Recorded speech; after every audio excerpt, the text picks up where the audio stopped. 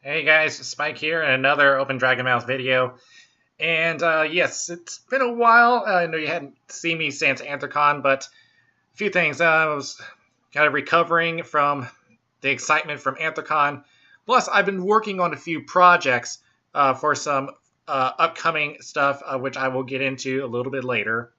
But first, I got to catch up on some stuff I want to talk about.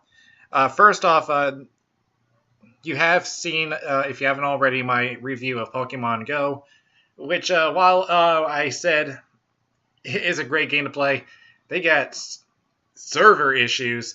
Now, since that review, the server issues have gotten better. It hasn't been crashing as much. There are still some bugs to smooth out, so right now I'm bumping it up to a 7. But right now, I'm about halfway through catching all 150 right now. Right now, I've caught 73 out of seeing 75. The only ones I've seen but I've not caught are Victory Bell and a Tauros. My strongest happens to be a Vaporeon at 1,744 CP. And earlier today, leveled up to level 22. Now, what else do I need? Yes, the reason why I'm bringing it up, it has now broken a lot of records. To my latest knowledge, 21 million downloads. Now, all that within a span of 1 month, that is amazing. Today I was playing this, just doing some normal restock. I'm going downtown, and some guy across the street starts harassing me just for playing the game. He's like, oh, why don't you do something more productive? And all I did was walk to my car and say, nothing. Yeah, this guy can ramble on all he wants, but he is not worth my time. If he wants to live his own fancy world, or everyone was just go like the local soup kitchen and have a, instead of playing a game where you get up out of your house and explore places where you've never been, he can live in his own little world. Because most of the time I'm here, as I have not much to do. Ever since this game came out, I've gone out of my house every single day. I've gone for a walk. I go to the local university and walk over there. And yeah, like I said earlier today, I went to the town up north and visited downtown, where across the courthouse is a memorial for those that were in a World War, Vietnam War. My dad is a Vietnam War veteran. And all this time, I have never knew about it. Because the number of times I have visited downtown this year, 0. I have never gone down to that area. Usually I'm in uptown.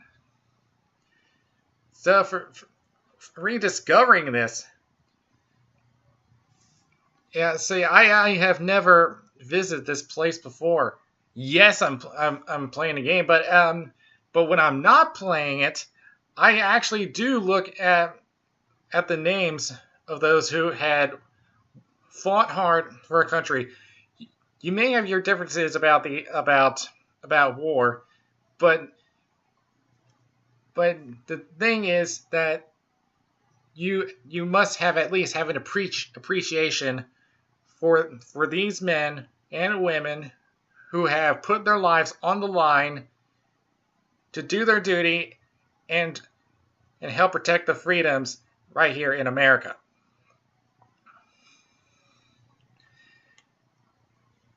So I could go on a rant about this guy, talk about me playing this, but like I said, he's not worth my time.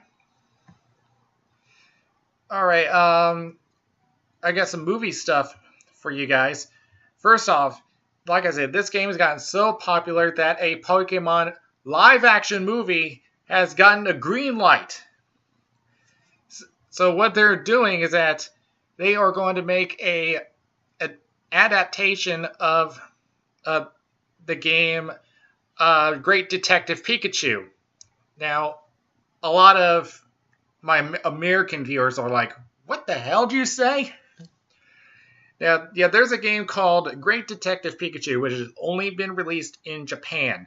That was earlier this year. So basically, the game follows a peculiar talking Pikachu who, despite not being as powerful and nimble as the other Pikachus of its kind, and we're not talking like Ash's Pikachu or anything like that, is rather intelligent and claims to be a detective.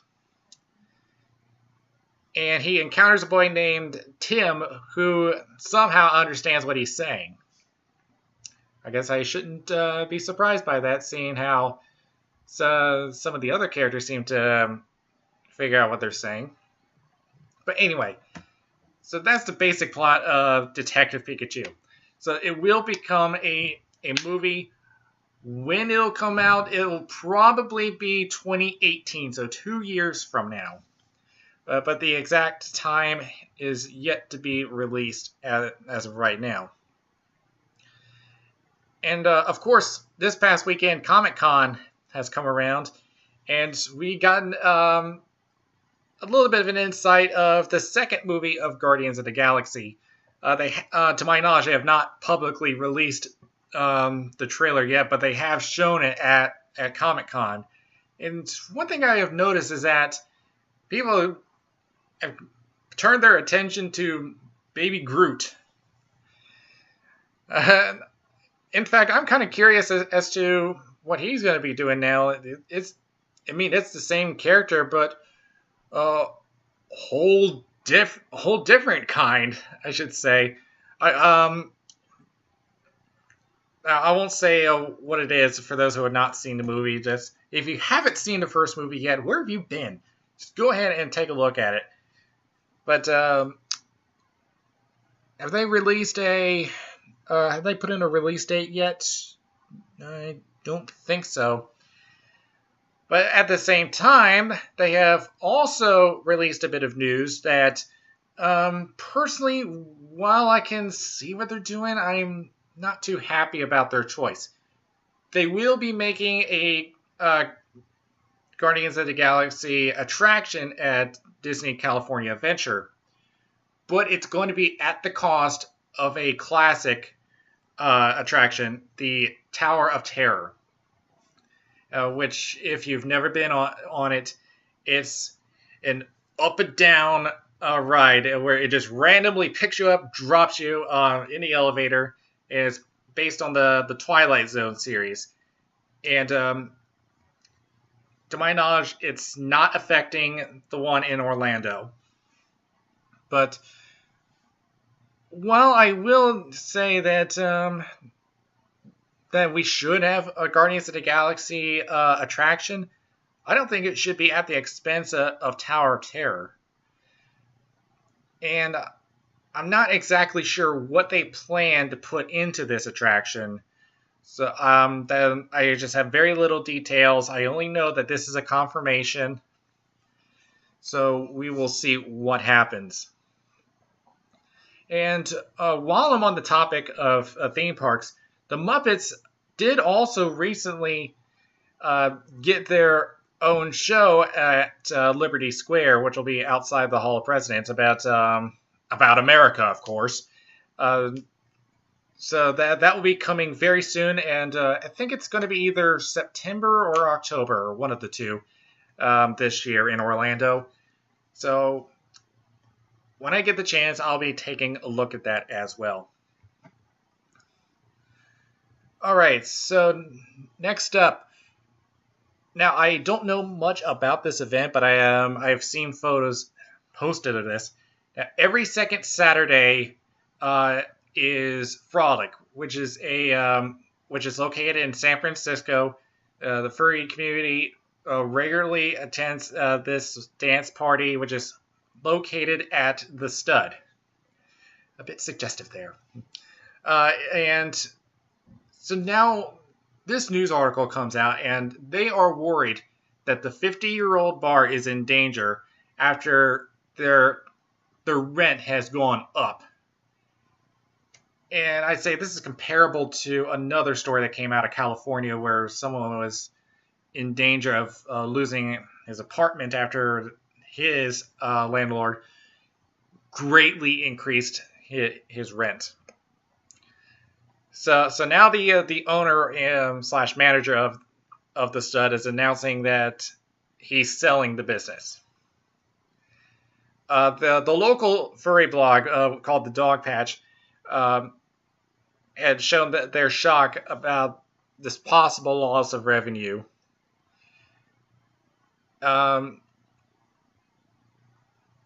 They had spoken with bartenders who had said that the place was secure and had a long-time lease, despite the looming threat gentrification. As there's a condo project that rose from the former money bus lot that's next door.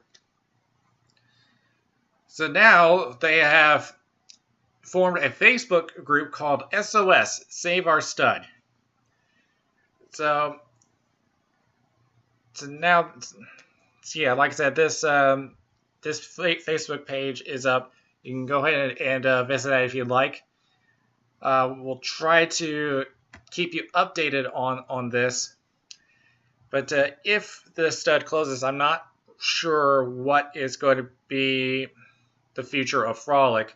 I have no idea right now. Right now we're focusing on the status of the stud. And the next thing that should come up is upcoming events. Let's see. First up, August 4th to the 8th, Campfire Tales, which will be located in Oregon. August 5th to the 7th is Megaplex, located in Kissimmee, Florida, which, by the way, after having some thinking, I will be attending Megaplex. This is pretty much last minute, so I will be there. So if you're going to be in the Kissimmee area, expect me there. Let's see. Next up, at the 10th to the 14th, will be FutureCon, which will be in Poland. Rocky Mountain Fur Con from the 12th to the 14th, being held in Denver, Colorado.